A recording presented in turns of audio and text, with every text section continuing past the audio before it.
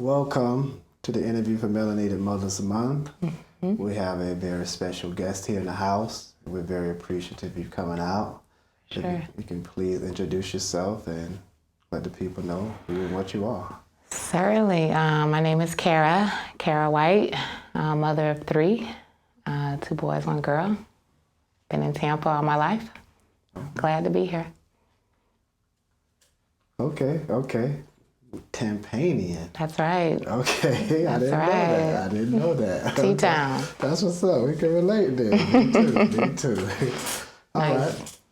So, like I said, give thanks again for coming out. When I reached out to you, you responded just like, we were going to run it last year, but of course had some hiccups. And reached out to you again and you agreed. So, very appreciative for your time. Yeah, for sure. Glad to be here. Yes. One thing I want to get into with you and interested in hear what you got to say. How do you feel about just the state of like Black women today? I personally feel like the platform that we raised with Melanated Mothers Month was just to amplify the voices. I don't feel that it's enough of the voices being amplified of the platform for Black women. In relation to that, what do you feel is the current state of Black women just in the modern world right here, right now? I feel like we're making a lot of progress. I'm proud of us. I don't feel like we have enough recognition. Like you said, our platform is very small. We have a lot of people telling our stories, and the way the stories are told are not really indicative of reality. Okay. So, but yeah, I see it. I see the reality. Okay. And I'm proud of us. Interesting that you said not indicative of reality. If you can just expound a little bit on what you mean exactly by that. Yeah, like as it pertains to motherhood, like I know the generation before us, I wouldn't say failed us, but there were a lot of things that happened in our generation that we are aware of now and are trying to do better. Like for example, spankings, educating our children on, like I know for me, and I know a lot of my other women that are my age, our mothers really didn't even tell us about when our cycle came. It was like we had to figure it out on our own. Birds and the bees. Just don't do it. It was no real discussion about it. Yeah. But now a lot of us are aware of, and not afraid of the conversation, and helping to raise better daughters and better children overall. Yeah. So, yeah. Yeah. So, and I think that's something big with Black people in general. Yeah. And I'm of course I'm not a woman, but I can imagine because this is something that helping a part of your anatomy, just a part of your womanhood, going from girl to womanhood, and nobody really set you down and tell you nothing like that. Yeah. And then you just got to figure it out. So I definitely applaud you, like you say, keeping this in mind for your children going forward. And that's how you get better through time. That part. We're changing generations, and Yeah. it's beautiful. Yeah. But like I said, I see it. Yeah. We're not perfect. We still have things we need to work on, as we all do. But, we're making progress. Definitely. Yeah. Okay. All right. So let's talk about motherhood now. How many children you say you have? 3. I have 2 boys and 1 girl. Okay. Could you share the ages in mind? Yeah. I have a 16, a 10-year-old, and a 6-year-old. Okay. So, okay. So you got like younger, middle, yes, and okay. Yes, they give me a run for my money.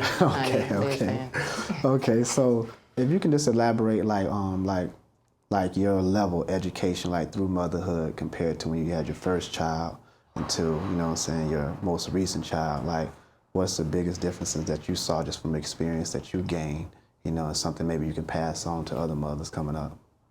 Yeah, I think age matters for sure.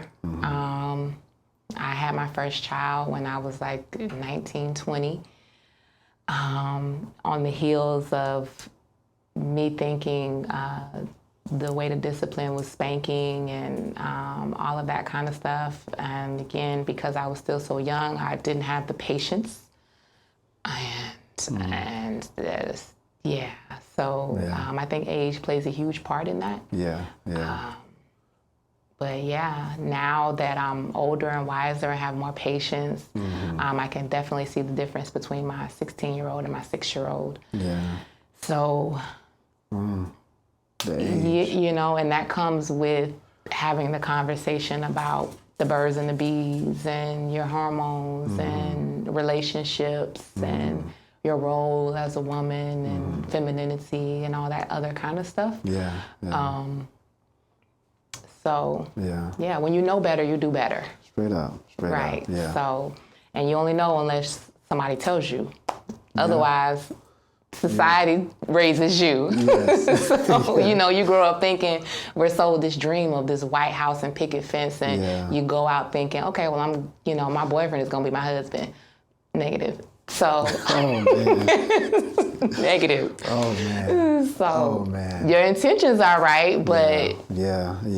You just don't know. you just don't know. I definitely recognize somewhat what you said, because coming from like boyhood to manhood, we didn't know specifically how you just put it, but we had a sense that, like for instance, I noticed that girls were like, they would really like hard. Right, they try to lock it down. Like really like First week, like we for in real, this. like, you know, like, hey, and they like, wait, we together, you know, and then I see like, they was like, damn, I can see and feel like her whole world is kind of wrapped up in me. Like it was like more serious to her than it was to me. Right. You know, and then you know, not knowing any better and raised in a selfish world, we took advantage of that. Yeah. Even though a lot of us maybe had brothers, Yeah.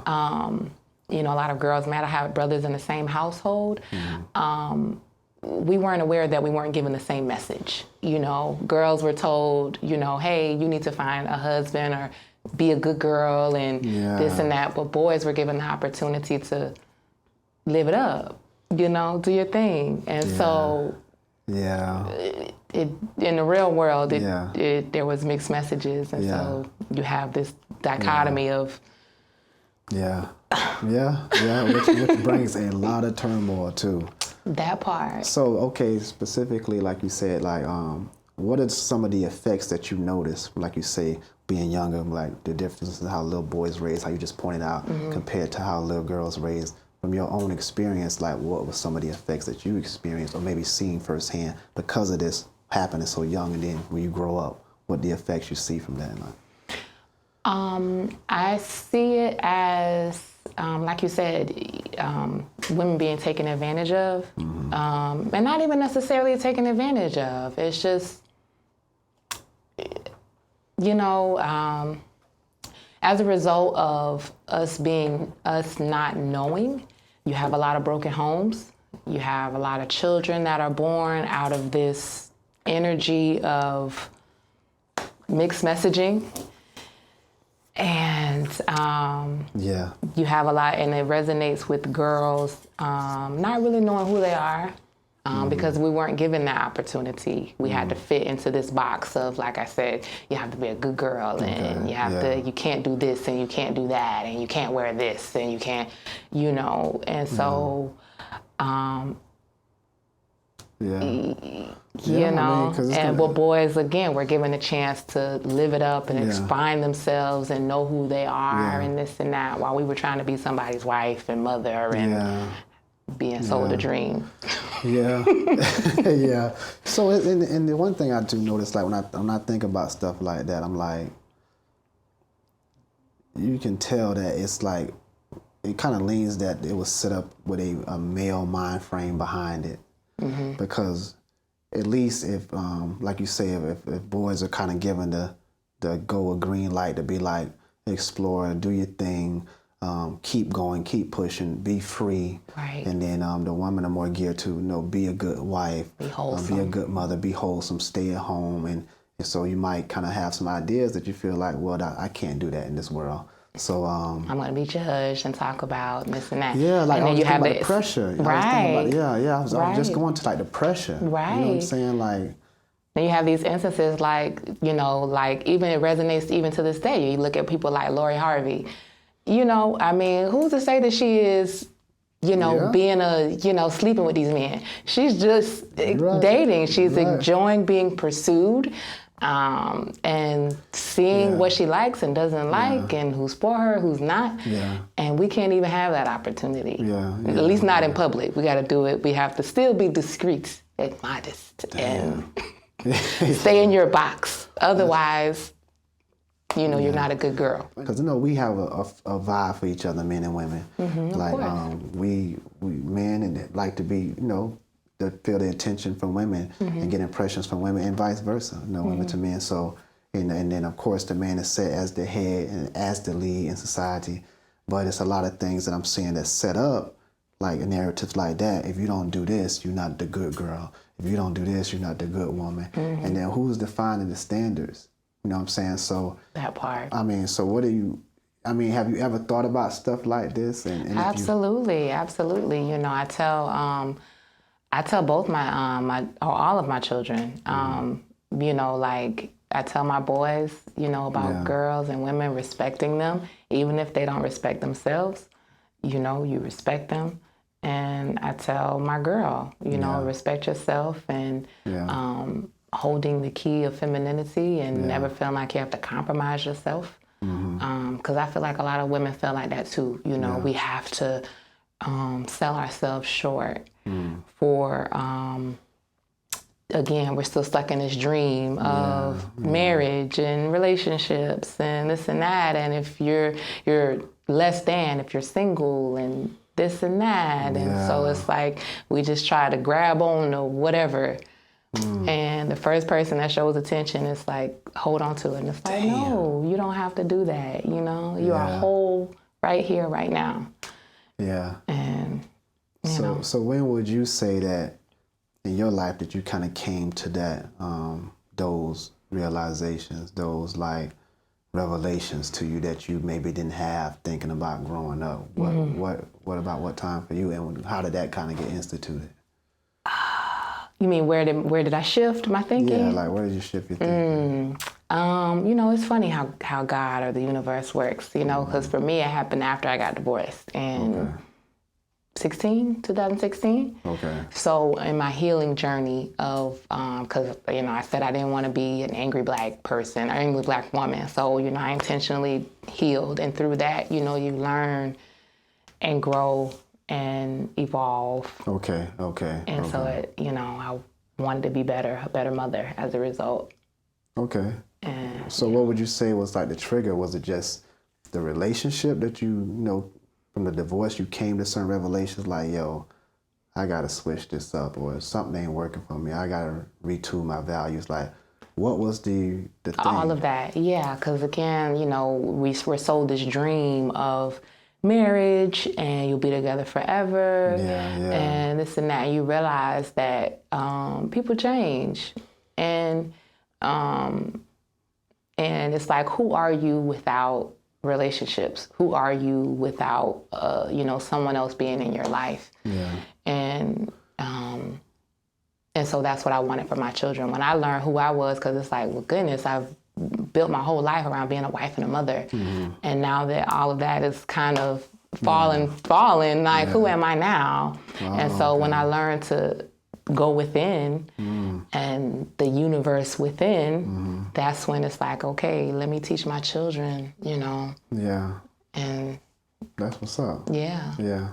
Where would you say that you are right now, like along your journey of like discovering who you are and what you really are, like from that point up to now? Oh, where I am, well, I know it's never ending. Where I am right now is, you know, I'm just a woman. You know, I'm a divine woman, you know, and I'm just here to love. That's it. What's up. That's it. That's you know, and I just want to multiply. That's it. Multiply that. That's it. Straight up. That's what's up.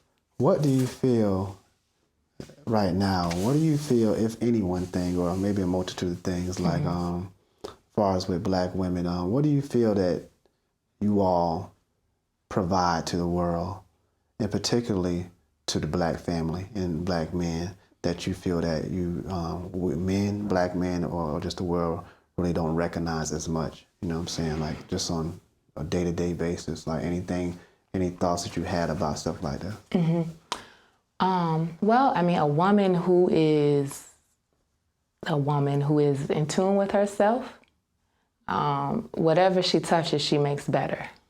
So a woman is to, like I said, multiply. Mm-hmm. So the man's vision, she's gonna make it bloom. Mm-hmm. You know, the children, she's gonna bring them up and nurture them in love. Mm-hmm. So whether it be a business, a child, the money, you know, the man is gonna go out and he's going to pursue it, make it happen, and the woman is there to be the backbone and to cultivate, to nurture, to love, to bring forth harvest. Yeah, you know. Okay. And so that's what I feel like we bring. Mm-hmm. Do you what do you feel like that what you bring to the table that doesn't get enough attention? That I feel like that has been there's a lot of cynicism in relation to women. You know, we're not allowed to have anything now. You know, even standards as far as dating. If you say, okay, I want to date a man who makes six figures, it's like, ooh, who is you to have, you know, like, no, what's wrong with Carl who work at the auto mechanic place, who work at AutoZone, you know, who is you to, you know, have these standards, you know, it's like we just, and you know, even like we're constantly judged, I feel like either you too fat, you too skinny, you too dark, you too light, you know, you're too loud, you're too quiet. It's never enough. And I feel like women are now creating their own lane. And I agree. You know, and once we do that, then I feel like everyone else will rise up. For so long, we've adjusted ourselves to accommodate the man. Started out with the music videos and the butts and the, you know, all of that. But now that's changing because we're getting underserved, and no matter what we do, we always get the short end of the stick. It seems like through, you know, raising kids alone, getting divorced, getting talked about, getting judged, no matter what. So it's like, forget it. Yeah. I'm gonna do me. True, you know, I'm gonna do me.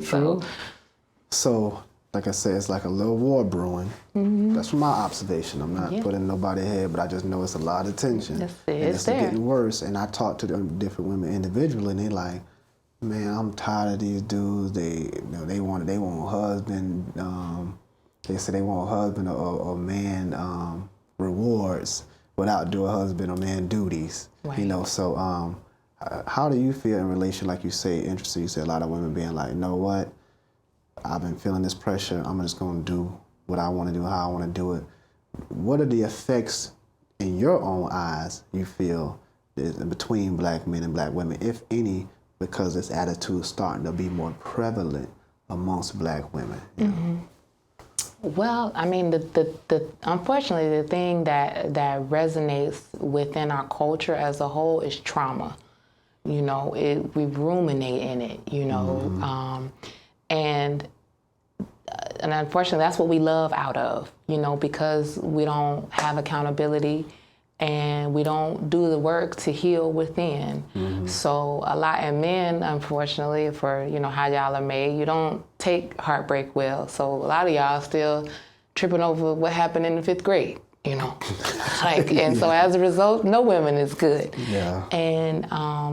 And you're using women, or the men, a lot of men are using women as a dumping ground for all of that trauma, all of that release. So you have women out here who are in their womb harvesting all of the trauma from all of these different men through their seed. That's what they're releasing, you know, and you have a lot of broken women out here as a result who are angry and bitter and frustrated, and you have children who are born out of that sometimes. And that manifests itself in different ways through our children. And so it's not like a right or wrong, or you're better than me, I'm better than you. It's just a matter of this never-ending cycle of trauma that that cycles through us, and nobody's doing the work to stop it, and set boundaries for ourselves and hold ourselves accountable. And, you know. So, I mean, and that's a good observation too. I agree. Like I said, I just, the pain, because you have, at least from my observation, you got black men, black women. You got different sets of pain on each side. They rationally justify it in their own ways. You know, you can't tell anybody what they went through and how they went through it. Right. And then I'm like, so where does that leave us? You know what I'm saying? Okay, like, what now? So, because when you have pain, that means something's hurting. Like, it's like a wound, so something needs to be healed. Right. So, talk about, like, what do you think, what do you feel as a black woman your role is in the whole process of the healing with black men and black women? Well, you know, everything starts with us, you know. Like I said, we sit here and I say that we love out of our trauma. So I can sit here and say, okay, well, I don't want a man like my dad, or I don't want a man like my ex-husband, or whoever it is that hurt me. But if that's what you know, a lot of times that's what you're comfortable with. So if you're not doing the work to heal by default, because that's what you know and that's what you're comfortable with, that's what you're going to get. That's what relationships are going to continually happen.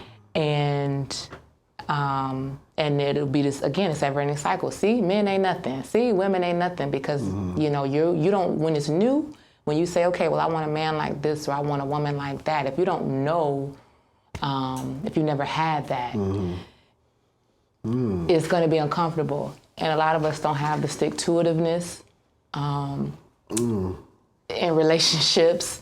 So when things get uncomfortable, we run. So it just, again, it goes back to us. Everything goes back to us. So if we continue to get this ever-ending cycle of the same stereotype of men or woman, it all starts with us and what your beliefs are, what your values are. Have you healed? Do you know what you want? How do you know what you want if you don't even know what you are? That part. You ain't found really what you are, so you unclear. You know You're what I'm unclear. saying? Like, you just know what you don't want, right? And so, but if what you don't want is all you know, and you haven't set a clear expectation as to what you do want, how do you even know what that look like? how do you know what it looks like? What How can you prepare like? yourself, right? Yeah. Even when we get on anything new, whether it be a job, a house, moving to another city or state, it's new. And you set up the expectation that, hey, it's going to be some bumps along the road, and I'm going to get to it because I have a goal or a mission in mind. But that doesn't resonate when we get in relationships. We get in these relationships and we think it's going to be, for some reason, we think it's going to be smooth sailing the whole way through. And one little bump, and it's like, I'm out of here. See, you ain't nothing, and again, we have this repeat cycle of broken homes and broken children, and narrative of men ain't nothing, women ain't nothing, and it just goes like it goes on and on and on and on. Yeah, definitely. Yeah, I mean, but there's power in one, you know. So it's like, again, it starts with us, and I think that if the woman holds the responsibility of, again, knowing herself and knowing what she wants in a man, knowing what she wants and what she doesn't want, setting the expectation in a way that's not bossy, that's not controlling, that's just standing firm in her power and her truth. Then if you with it, then you are, then let's go. But if you're not, then keep it pushing. Let me ask you this, how is that clearly communicated, and when? We still have work to do in regards to that. A lot of us, we don't know how to talk to each other. And again, that comes from us not healing, and that trauma and that fear of losing something. And so, but the way that we talk to each other is in love, and everybody's different. But ultimately, you can't, not in a bossy or controlling way. You know, you have to be it starts with you. You have to be the example. You know, a lot of times we say, okay, well, I want this, I want that, I want that. But are you that? You know? That's real. That's real. Are you that? Right. Yeah. So would you date you? You know? And be honest about your weaknesses and your faults and your things that you need to overcome, or do you just want somebody to just overlook that and you're right. Okay. So let me ask you this. What do you feel about the like I said, another one of the key points, the inspiration behind Melanated Mothers Month, it was like, because publicly there's just Mother's Day. Yeah. And it's just one day, and I'm like, that ain't enough time. It's like, and then plus it's just also, for us as Black people, we always have to wait till white society tell us what to do, when to celebrate it, how to do it, what day you gonna do it on, what you gonna buy, everything like that. So it's just to combat that idea to start making our own traditions, our own customs. So I'm just highlighting like Black motherhood. What do you feel like? What is the true value that you feel of Black motherhood in relation to the whole Black family, and do you feel that is getting enough recognition amongst us as Black people ourselves, and why or why not? It's very important because, if we are to subscribe to the tradition of the man being the head, the man being the provider, then that means that the woman is the nurturer. The woman is the one that's pouring into these children, to our children. And so, again, it goes back to the importance of the woman knowing herself and knowing what her role is, and not raising children, again, out of trauma, out of bitterness, and out of frustration, and out of anger, and creating this narrative of, you don't need a man, and suffocating Black boys to death with their love, to the point where it's like they cripple them and they don't know how to be men anymore. And it's so, you raising women to be girls to be men, and these boys to be women by default, simply because we don't know. And so, I still feel like there's work to do on that aspect. Okay. And that comes from us coming together, and not out of divisiveness, but out of collectivism. And we need more of that, like you said, celebrating it in education. Because like you said, a lot of times we look to the dominant society as far how things should be, but that's not us. That's not us. And but that's our role, is to nurture, to cultivate, to pour into. Okay. And it's very important. Yeah, because I just know that most people are gonna say something about their mamas before they say something about their daddies. And that's not a slight of the father. It's just that people be like, hey, that's my mama. And back in the day when it was saying like we was jits. It was like, don't talk about my mama. Right. It wasn't don't talk about my daddy. Right. You said what you want to about him. You said about my mama. Right. So you set up right now. It's all. So that just show you right there the value to me. Like without even saying nothing. Of mothers, and I personally feel that it's just I look at like my own mama. Like I grew up in a family of 5, and her and my pops are still together now. Oh wow! But it was periods of time where it wasn't as together. Like he was gone for a minute. I remember when we was younger. We was like he was gone. We was like, yeah, we can do what we want to now. You know what I'm saying? Oh goodness! That's how it was. He came back with, we gotta go to bed. Oh goodness! But that's what the man brings: structure. Yeah, structure, discipline. Like my mama, she'll be on you sometimes, but she'll be a little more lenient. Because she's a nurturer, as we should be. Yeah, you like I'm gonna go there, ease it up a little bit. Yeah. She's a little more like, okay, you can slide. Yeah. He a little more like, nah. You know what I'm saying? So it's the balance. It is a balance. It's working together. Right. Teamwork. And that's unfortunately when you have a parent or a single home, and the mother has to be both, that causes a lot of frustration on her because she has to be both. Because like you said, children, they take advantage of the mother. Take advantage of the mother. So it's like, I don't want to be mean. I don't want to be mean, okay? I miss the fact that, well, wait till I tell your daddy. Wait till I tell him. You like, oh, right. But I don't, I still have that, but it's not the same. Not the same. So.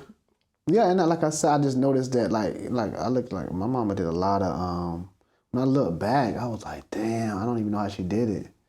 You know what I'm saying? It was like a lot of work, like day in, day out. And even talking to, close women that's been good people in my life, and just seeing that that's not even recognized as being like work.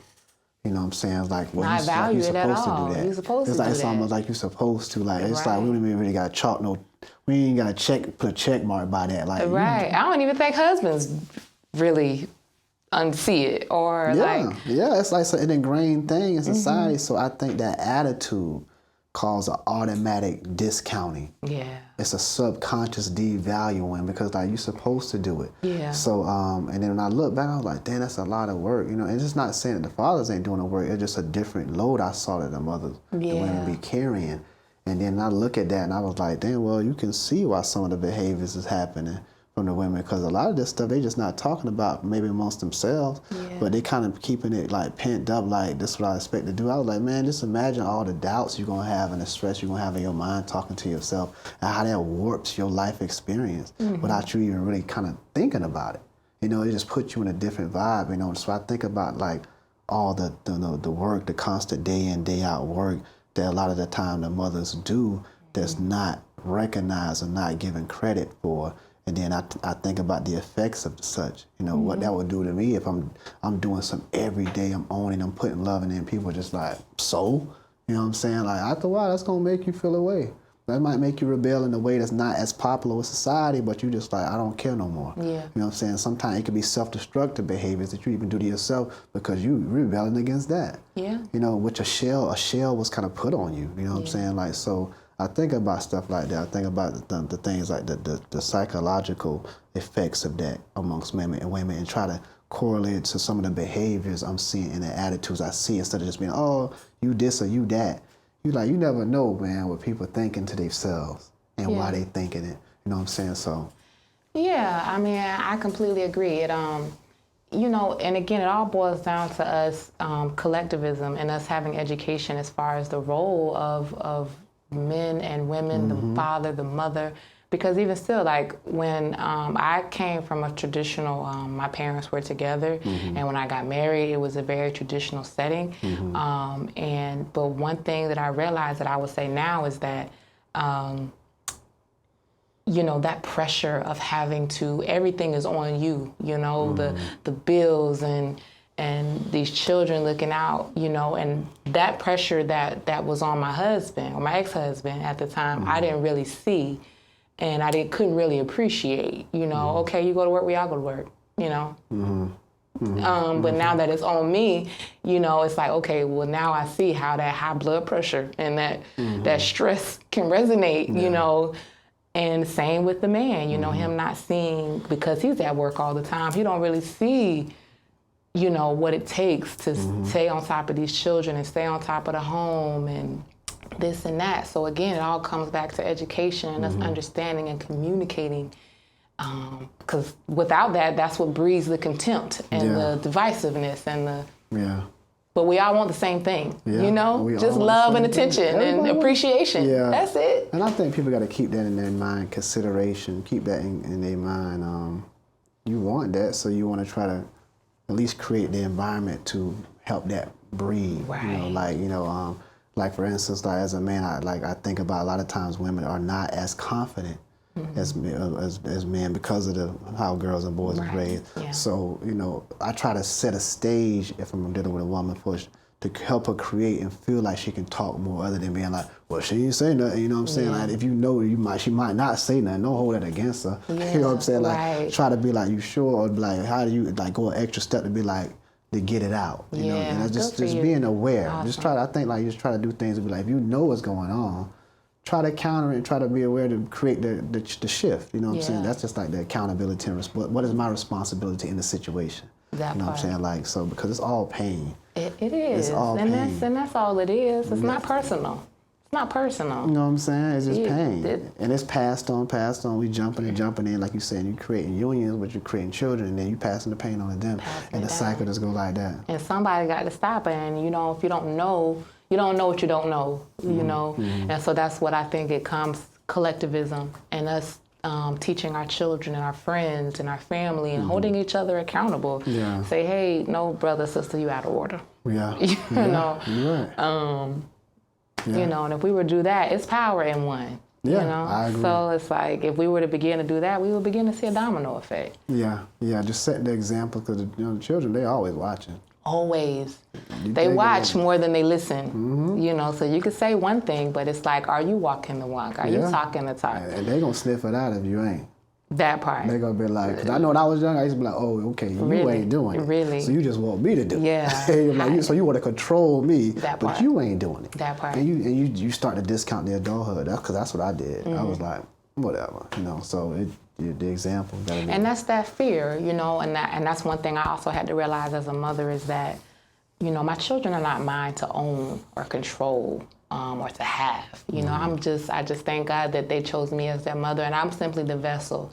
And again, all I am here is to supervise and cultivate their gifts and whatever it is they want to do and make it better and provide that pathway. And I say, no, I don't want you to do that. Nope, you can't do that. Nope, just like this. Nope, Hey, if you want to wear mismatched clothes, go ahead. You know, whatever. You know what I'm saying? You know, whatever. Yeah, straight out. You know, whatever makes you happy. And that's what I think we need to, again, because we ruminate in trauma so much, we don't know how to celebrate joy and happiness. And it's like we condition our lives to please the dominant society through our hair and our behavior. And even when we take our children to the park, we can't even let them, don't get too wild. You know, but little Billy can be as wild as we. We always have to be, you know, have a certain level of decorum. Always, we can't never be free and be happy and be joyous. You know, and it's like that mess with your mind. Mess too. with your mind too. It's like you're living in this continuously living in this box, and all of us want to be free. You know, we want to be free in love. That's it. And but men are told they have to be a certain way, women are told they have to be a certain way, and it's all to please the dominant society. Collectivism and us educating each other. Education. On our roles and the importance of manhood, womanhood, motherhood, fatherhood. Yeah. Just open up the conversation. And this is something that's not taught in schools. Of course not. There's no curriculum. Of course, they don't want that. That means the more confusion. That's why we hit that. It's like, yo, this is by design. This is by design. Yeah. If I want to be ahead and take advantage of people out there, I'm definitely not going to get them to be talking and knowing what they are and communicating. Get them together. What? No. Don't teach them how to talk to each other. Don't teach them how to even get together. Don't teach them none of that. You don't even want them to be husband and wife. Nah, you're right. You're right. So, you know, they make money off of the ignorance. That part. Just a lack of knowledge, you know. Okay, so we're heading down the stretch here. Okay. So I wanted to get into going forward, the future. You know, okay, you've lived your life up until this point. You see kind of what the world going on through your own lens, where it's going. Black women, where do you see, you know, black women in the future going forward, and why? Why exactly is that? I know that's kind of a vague question, but more like in the aspect of like you say it's getting better. In relation to that, you know what I'm saying, like what's going on in the future with y'all mind state, what you're seeing collectively, you as an individual, where do you see y'all in the future? I see us being better. We'll definitely be better grandmothers. We'll definitely be better grandmothers. True. As a result, the way that we're pouring into our children, we'll be raising better men and women, you know? Okay. And that's only because of our awareness of communication and openness and self-actualization. So, yeah, I see us having, you know, having better children, better men and women from our children. So you see the overall impact of the black family getting a lot better just due to the fact of where black women are at right now, like you're saying, and going forward. Yeah. Okay. I see it. That's what's up. That's hopeful. Yeah. That's hopeful. For sure. Yeah. So wrapping up here, anything that you want to say as far as like as we conclude out, any words of wisdom? I do appreciate your mind state and your mindset, anything, whatever you got going on, anything at all. I thank you for having me. Definitely an honor and a privilege. I believe and I love what you're doing here for our community, for us. I just think that we just still need to always focus on the positive. You know, there'll always be things that we don't want, we don't like, that could be better. But as long as we continue to be the change that we want to see, and just focus on positivity. If we see a problem, okay, well, what solution do you have to offer it? You know, and focus on the solution, not the problem. And diverting that energy towards the solution will bring us towards much better results for us. Okay, that's what's up. Solution, push towards them solutions. That's right. That's right. Don't be like them Republicans and just spewing out stuff with no solution. Like, okay, what we gonna do? Good now. Okay, yes, Carrah White. Yeah, Carrah White. Carrah White, give thanks for your time. We appreciate it. Celebrating Melanated Mothers Month with us here at Stop It Media. Absolutely, thank you. Okay. Real life fantasy. Oh, let me tell you what I love to see. A melanated woman knows her royalty. She got loyalty, no matter what it be. She ain't a wanna be, but she wants to be with a G-O-D that knows what.